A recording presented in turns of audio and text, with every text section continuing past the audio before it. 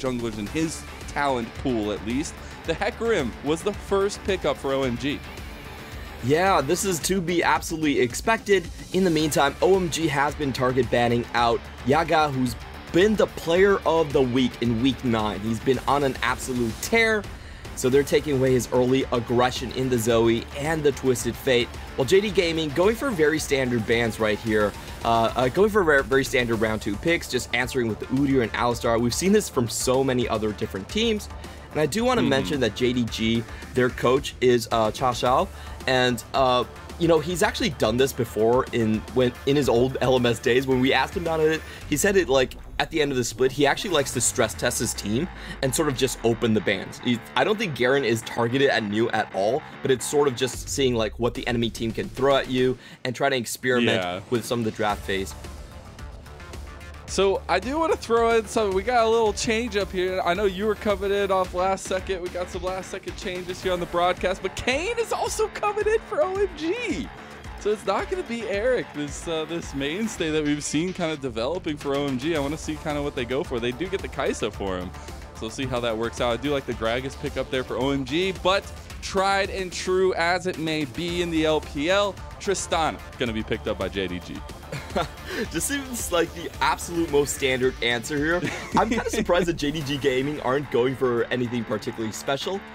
Very, very traditional in terms of their draft sense. We have talked about JDG Gaming and their stakes right now. They actually are very secured in playoffs, but they still can move forward into the later rounds. So they're taking this pretty serious from the draft that we can see right now. Going for a bit of late game drafting.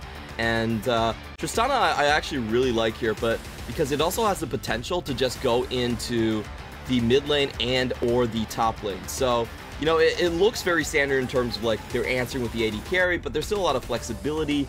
And this is super fun to see because OMG has just quadra banned Yes, they Yagao. I mean, the dude's been getting pop-offs left and right, Clement. Like, you kind of have to at this point, but those are some high-profile picks being taken off the board. Another high-profile pick, a little bit more spice being thrown in. We got the Nocturne coming in for JDG.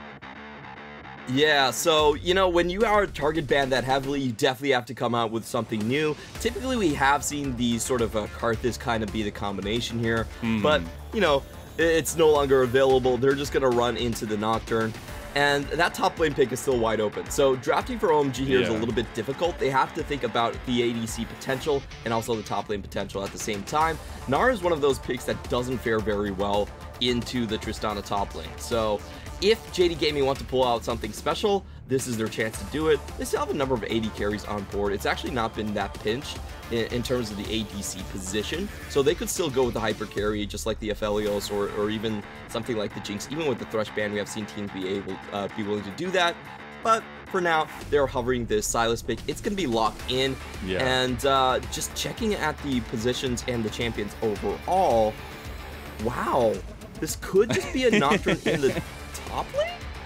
This would be new. This would be a debut for Nocturne in the top lane, especially for Zoom. Zoom has actually done it once before. He has played the one game before, and that's what I find really interesting here is the flexibility that JDG are approaching this draft with, right? You've gotten a lot of pieces for yourself. You've gotten the Sylas who can counteract a lot of the engage and a lot of the CC that OMG are bringing. But I have to zoom in on this LeBlanc for Wuming. Right, you're taking the gauntlets off here. You're trying to get this fisticuffs going and try to get LeBlanc ahead. And OMG have set their sights on JDG and getting that early aggression. Yeah, they have a lot of interesting draft switches just coming out here. And taking a look at the overall composition, this is a very, very tricky one to pilot. I feel like they have a very strong 1-3-1 moving pieces. You get Sylas into the late game, he's going to be able to split push both against the Gnar and against something like the LeBlanc, and the Nocturne can always fold into the rest of the composition. So it's a very defensive mid lane where you have Tristana and Alistar. It's very, very safe. You have a lot of protection for that mid lane, and the other two lanes can just kind of pop off. This is the sort of draft I love to see from JDG Gaming. Just putting the Dumpling brothers on the highlight reels and giving them those champions that they can show off with. Yeah, I'm so incredibly excited for what we get. And I know I always put a big focus on it, but I want to see what Aki and what Kanavi got this time around. Who's going to be smacking each other early? Who's going to be trying to get that pressure advantage, that confidence advantage in that matchup? Because we've seen it go either way, right? Typically, Udyr's going to have a little bit of something to say about early aggression against hecarim, but as we do hit the Rift, Clement, for the first time of the evening, we get to see JDG versus OMG.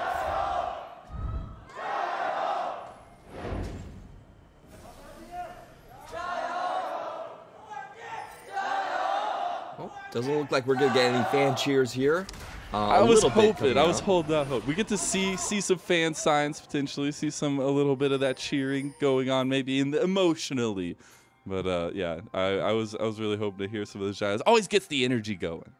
Yeah, it definitely does. And just taking a look at the level 1s, I do like this from OMG, using the potential threat of the Gragas just making their way, and they're going to have a good spot out on where Kanavi is going to head up into this lane. You typically do think that OMG's bottom lane is going to play pretty aggressive early level 1, so actually getting double wards here is absolutely massive, though the second one will be swept out here. They probably still know about the same pathing. Obviously they have that red buff covered, so they will still suspect this into the bot lane.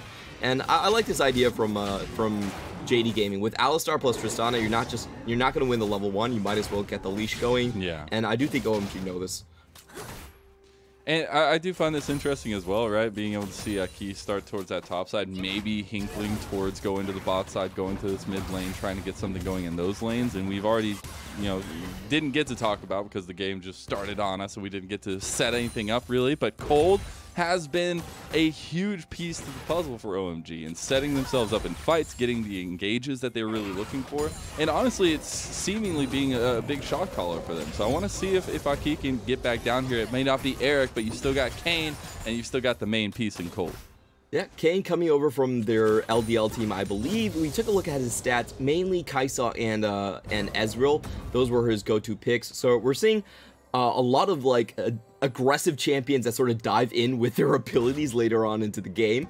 We'll see if he can deliver on that style. So far this level 1 game from bot side of Kane and Colt has not actually been going down that well. We're gonna see Wuming miss the chains in the mid lane. They're actually out-traded quite heavily by LvMao and Loken.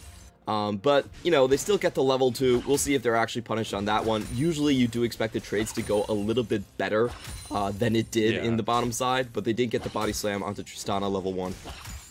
Especially trying to get the damage down onto LvMao on the Alistar with the plasma stacks early on. I feel like you can do so much where Alistar's kind of a little slower to get away from those engagements, but as you said, not necessarily going the exact way you'd want it to. But as you see, they're getting a little bit of priority in that lane now.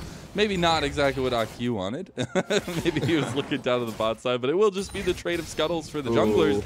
And Kanavi making the first move at top lane. Nude does not have Gnar right now, and he's going to get stunned up. That's going to be the flashes coming out of plenty, but it's got to be Zoom that's going to get the first kill.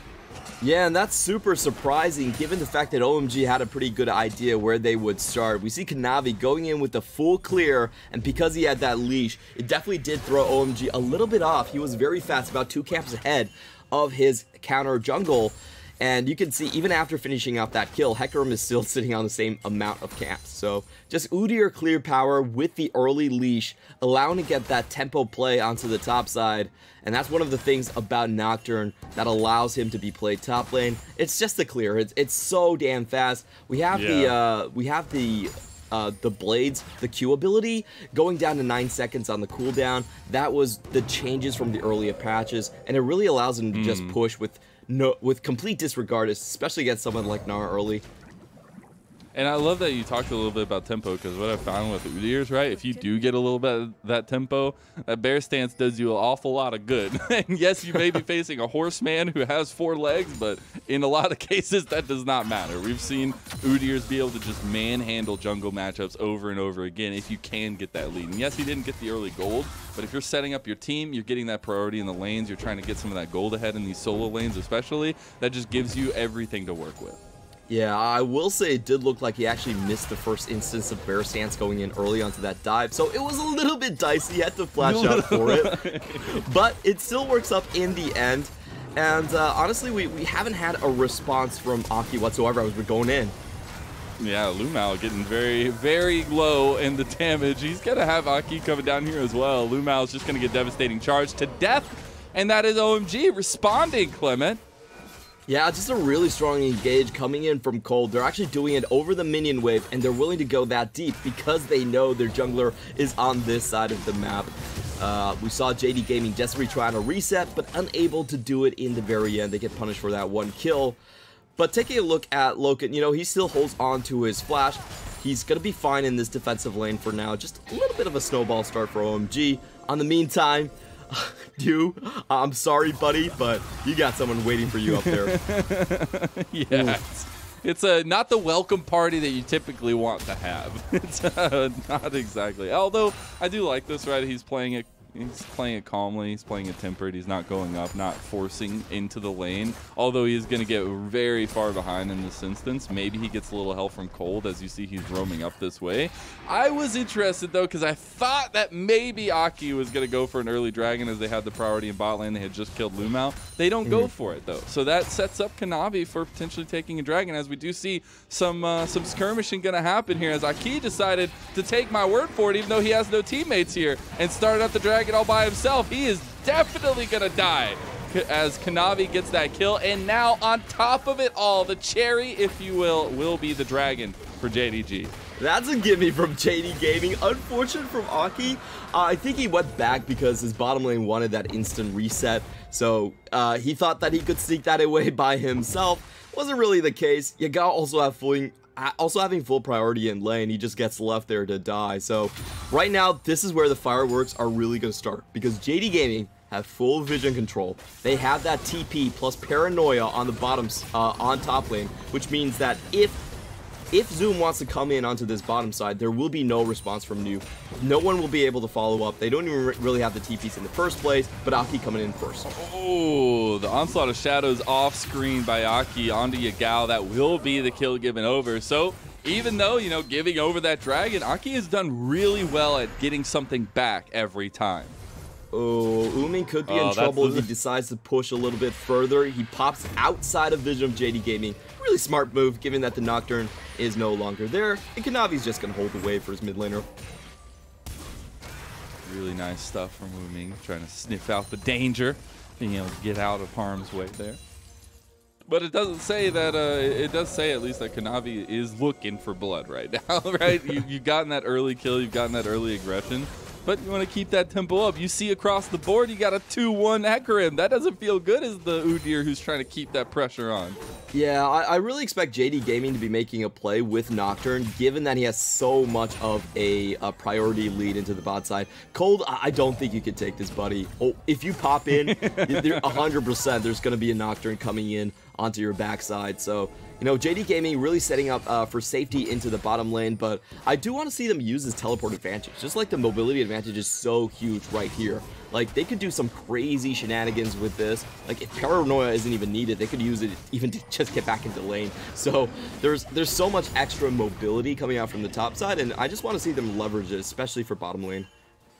And I was just going to talk about how I want to see one of these teams at least transition this into a Rift Herald, right? I mean, I want to see that early Rift Herald being secured. And right now, at least, it looks like Aki's the first one in place. It doesn't look like he's actually going to go for it, though. But I know you're saying the TP plays from Zoom, trying to get this Nocturne involved. But if you can get that Rift Herald for JDG at least, that just helps you so much in these next few minutes to figure out where you want to dump all that gold. Yeah, you can see that JD Gaming, they are just playing towards the bottom side very heavily right now. Yes, the amount of wards they have sunk into that bottom side is pretty spectacular. It's been 4 wards overall, and it just looks like they're very happy, willing to trade off the top lane for the bottom side and maybe go for that extra 2 kills. A very standard strategy when you have Tristana and you're trying to push in. Like, for JD Gaming's comp, they are trying to go for a 1-3-1 setup later into the game.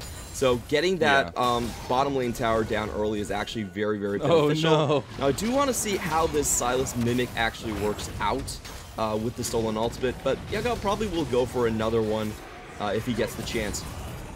Oh, there's the paranoia. Zoom not in Double range just yet. Gonna be looking for it. There it is. A lot of damage on the backside. Aki with the onslaught of shadows to get the eye of the Herald, and he gets out, Clement. That was clean coming in from Aki. Unstoppable on the charge, walks back, and despite the engage, they don't have the follow-up from JD Gaming to actually close that one all in. So we see the paranoia just used there. Not enough damage to follow up onto the ramp. That was masterful coming in from Aki. I just can't believe it's a highway robbery right now. Although, after all that, I honestly didn't expect the Rift Herald to go down after JDG made a move on it. But luckily, Aki gets it, is able to secure that Rift Herald eye. And now, that means that OMG, tying up this at least objective goal right now, they need to look where they want to put this Rift Herald, how they want to use it, right? You have 50 seconds for an Infernal Dragon. It could be the second dragon of the game. Not necessarily do or die at this moment, right? But if you can use that Rift Herald to snowball into more objectives, that's always the best plan, at least. Yeah, this is going to be a rather difficult Rift Herald to really get popping here. I feel like OMG are going to hold on to this one until Aki can find a gank kill, especially on the mid lane. Mid lane is where they have the most advantage against Sylas, who doesn't really do that well trying to run away from targets. He's really good at engage, but if you're just talking about using upskun to get away, it's rather lackluster. So I believe it will be mid lane, but Kanavi's coming in on Wuming. I was about to say, is Kanavi just going to run under tower? Have we seen Udyrs do so many times before? But he does. Luckily, the chain is there for Wuming to stop his advance.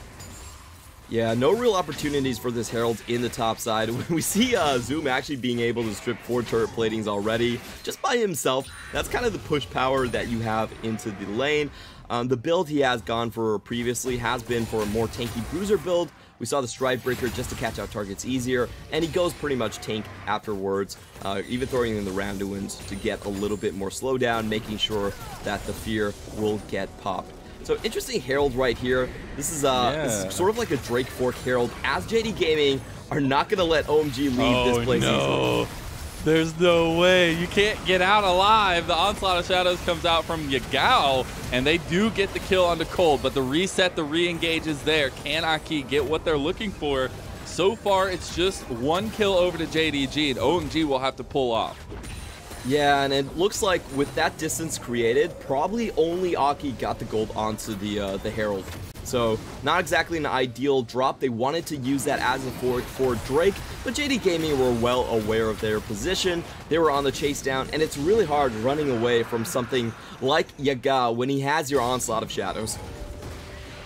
It is, God, just the versatility that you get when you're picking up a Sylas. And that's like the thing I wanted to highlight so much of in that draft, right? You do have these strong pieces. You're getting that Nocturne. You have this Udyr for Kanavi. You're even getting the Tristana that's like top of the meta right now with the Kaisa. But the Sylas just gives you all the tools you could possibly need. It gives you so many options in these fights. And you can see he knew what he was going to do to start off the fight.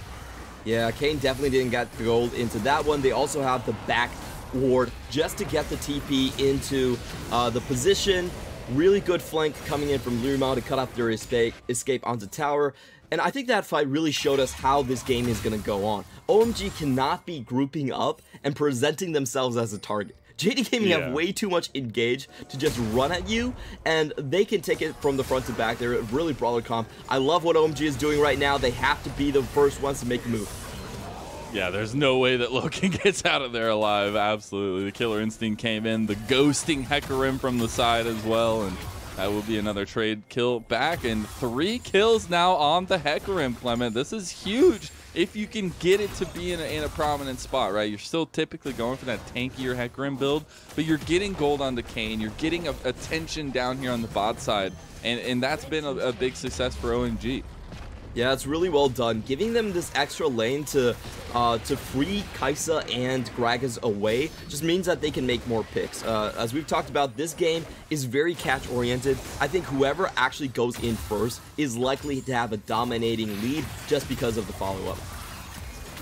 As we see Wuming getting traded onto by Yagao, we also have the showing of a cow in the mid lane. Clement, LvMao has made his name known there. And the thing that worries me right now for OMG is you're seeing it start to happen on the side of JDG. They are just roaming. They are looking for kills. They are pressing up their vision.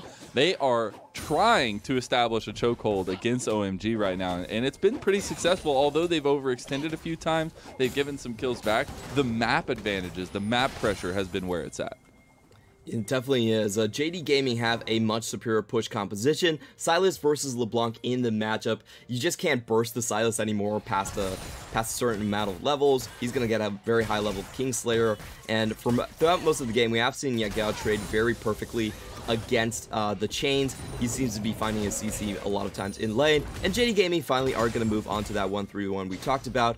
The critical composition of the 1-3-1 is you want something very defensive in your mid lane. Tristana and Alistar are exactly those picks. They are probably the most defensive combo you can get outside of the Thresh. While in the meantime, the side lanes are going to be difficult to deal with. I do expect Aki, that's where he's going to be finding most of his picks. There's two ways to play against the 1-3-1. You get rapid picks into the side lanes, and then you transition over the map, or you could just try to burst down the door throughout the mid lane. I think OMG will be looking for, especially with the Herald up a little bit, for some of those vision picks onto the sides. While in the meantime, Yagao already has his TP ready, and he's going back to base to come into full gear.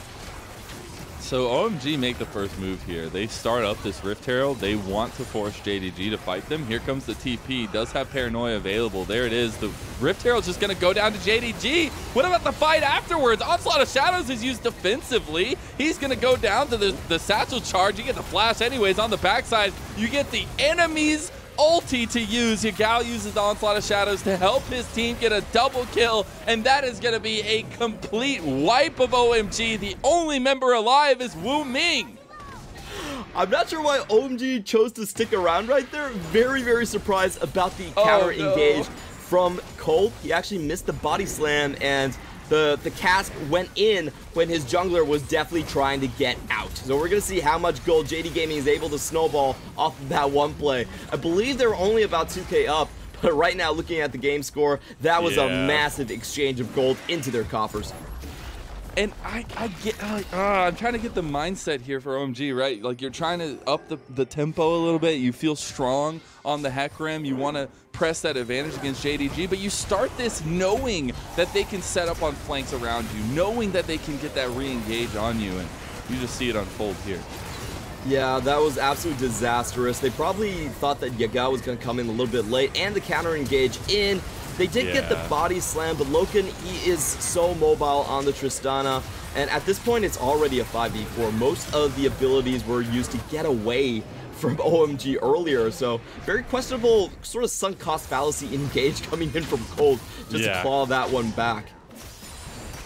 And just where do you go from here, right? As you mentioned, like, the gold lead was very manageable. Now, not so much. Yes, it's still not all the way out of your hand, but it's starting to get a little bit of a loose grip, as that's going to be the sole point for JDG now, opening them up in 5 minutes to have all the pressure, all the advantages around the map that they want. They can go for the soul. They can even give up one dragon to OMG, and that's going to be completely fine with them. And you see they're still putting this big amount of focus towards the bot side, trying to get these picks. If anybody steps too far forward, and just taking a look at some of those gold differentials, especially zoom on that Nocturne, that is not what you want to see when you're an OMG fan. Yeah, he's going to be very hard to kill from this point forward, and I do want to reiterate, both of these compositions are essentially pick compositions. OMG especially so, with the Gragas and the LeBlanc coming in, and just because JD Gaming do have that Sylas to steal away what OMG have, they are running very similar comps. And when you have double pick comps going up against each other, it's about who has the better target selection and who gets the first striking. That's pretty much what decides pick versus pick sort of compositions. So I don't want to see OMG actually grouping out in the open and allowing JD Gaming to engage on them. We do have to say JD Gaming have a little bit more range in terms of the engage because of the ability of Paranoia and for Sylas to fly in onto them. So the way OMG want to play this out is they just want to hold steady, just meet the waves before JD Gaming go for that Drake, and try to get some picks before the eventual Dragon Soul is going to come out. They should be really looking at the mid lane brushes around the back of the Dragon Pit. This is where blue side particularly is really strong, especially around somewhere like the Raptor ramp and the right side of the mid lane. This is where you're going to get most of your picks, especially when people are transitioning from mid over towards the Drake. And you can already see JDG setting up. They brought Zoom over here as well to the bot side, having that paranoia still available. Something that just caught my eye, Clement.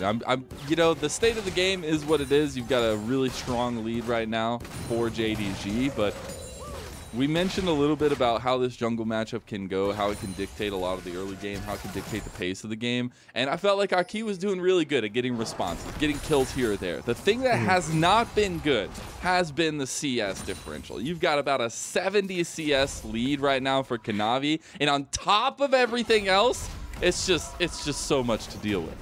Yeah, that's absolutely massive in the difference, and a large part of it right now is because his laners are actually taking away his camps. You could tell that we just saw Kayn dip into the blue side, try to get their items up.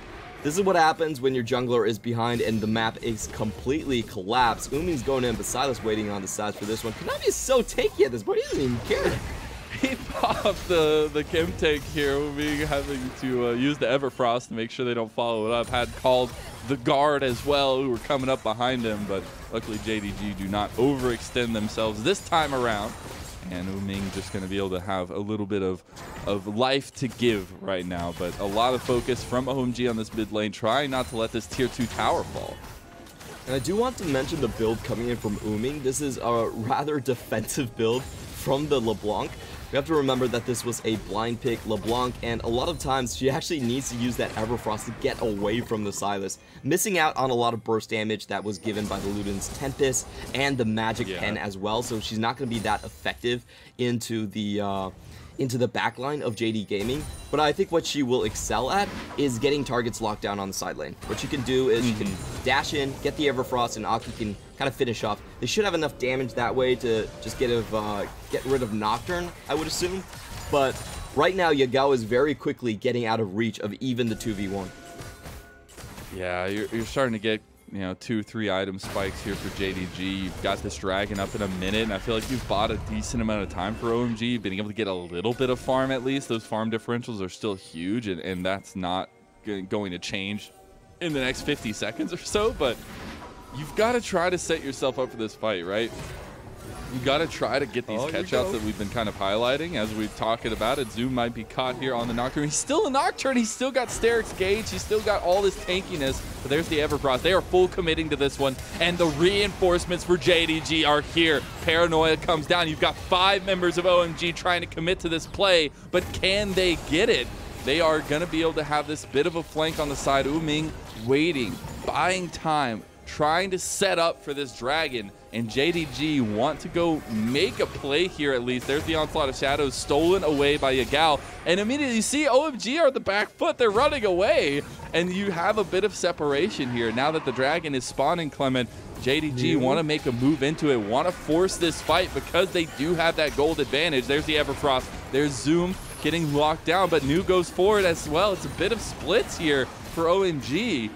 They're going to force JDG out of the pit. Are they going to start it themselves? Yeah, they're going to start this dragon up here. It's going to get low. There's the Onslaught of Shadows to the back line. It's a split fight for OMG. OMG Aki is all the way by his lonesome. There's the return Onslaught of Shadows. There's the death dealing that we were expecting from JDG. LvMao even getting low, but he will not go down. Kanavi chasing down Kayn. The last couple kills there. The health there not going to be there for LvMao, but Zoom able to secure the kill, and that will be the ace for JDG.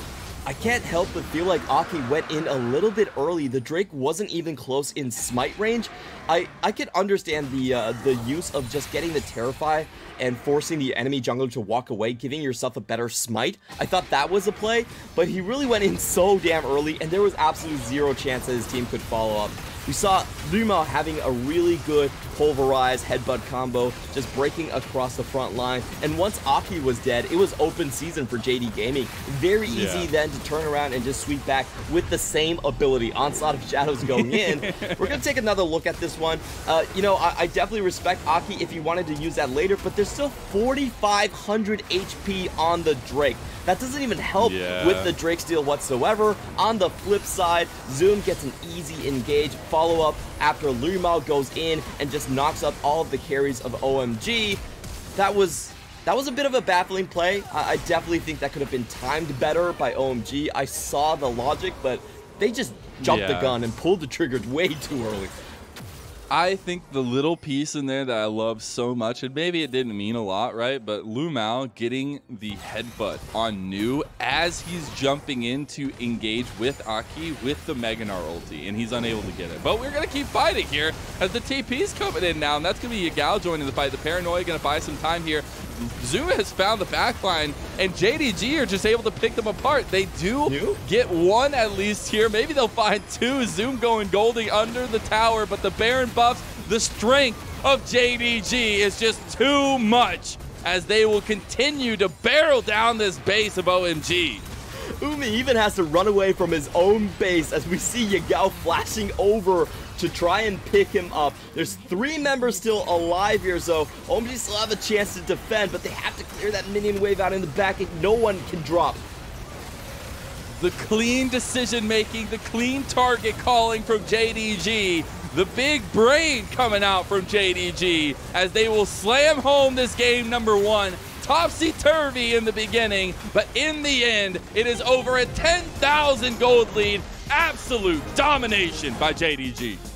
So clean, the game plan coming out from JD Gaming. This is exactly the sort of draft that they love. They love to have compositions that have a lot of ways to engage on you, and they like to draft very brawler, bruisery compositions that always have the raw stat advantage when they turn around and try to get the fight. So I just don't think OMG realize how these compositions really interact with each other. They definitely hung around too long in those objective fights and allowed JD Gaming to set up properly where they wanted to flank throw them, how they wanted to gauge on the target, and I feel like OMG needed to index more into their pick. This was a pick versus pick composition. You have to get the first strike in, you have to be able to read the angles correctly, and I think OMG were just a little bit too inexperienced to pilot this composition. And you can't give mistakes plainly to JDG because they will take those, they will run with them. And there were a couple, moments that really stood out to me, especially that Rift Herald fight and trying to just kind of force that moment. And again, in that communication error breakdown, at least in that last fight where in front of the Dragon Pit, you're getting the engages going forward, but no follow-up really, a little bit of hesitance there from OMG. And I feel like they had so many possibilities to have a clean game against JDG, right? Yes, you're giving up some pressure early, but you had 3 kills on the hecarim, typically a very good snowballer in that sense, but it just didn't work out anywhere else.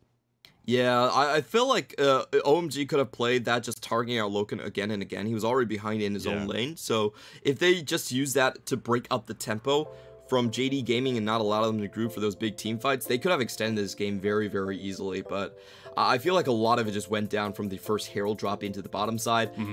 That did not work out whatsoever. You can't really expect to fork JD Gaming when they can just run at you instead. So that was a kind of a weird decision. They expected JD Gaming to loop around and defend their own tower. JD Gaming was never going to do anything of the sort. They just look at OMG and that causes them to all die off. So I think we're going to have a very similar draft from JD Gaming coming into the next one. They're just going to be going with this brawler composition. I love to see this with them. It's triple dive into the front line with Kanavi. This is where he won his MVP split. This is their best sort of mechanical display in action. And for me, like you can talk about the strengths all day long, and Yagao having an insane performance, being able to take those onslaught of shadows and use them so beautifully during the fights, and Loken having some serious damage, Zoom just having a pop performance in the top lane by himself on the Nocturne and getting a little bit of help from Kanavi. But it was a total team win there. I feel like they had a lot of pieces that were moving together. And on the other side, like the things I pull away are, I feel like Kane had a decent performance to start this series out. I need to see Cold a little bit more comfortable, right? And maybe that is by subbing in Kane that throws him off a tiny bit, but I want to see something else than the Gragas. I know he's been successful in the Gragas. I know he's had some success in that way, but you're not able to get that full-on initiation that a Rel, that an Alistar would, and that's where I feel like it has been his biggest successes. Yeah, I think Cold for me, Alistar, Thresh were probably his two most like eye-catching champions going forward. I usually don't mention Rel because everyone looks good on Rel. The champion's just too damn busted. But yeah, this was weird engage game for him, and I definitely thought that he would play a bigger role rather than Aki. It seemed like they put a lot more onus on Aki to be the one making the picks rather than Cold himself, which is usually how OMG operate. And you know, he is their veteran, their team leader. So hopefully we get a better game for Cold coming into it, especially around those team fights. We'll see what the draft has in store for us, see what the spiciness that JDG can add to the pot will be this time around. But we're going to take a little break while we do get ready for that game number 2. Game 2 of JDG versus OMG coming right at you.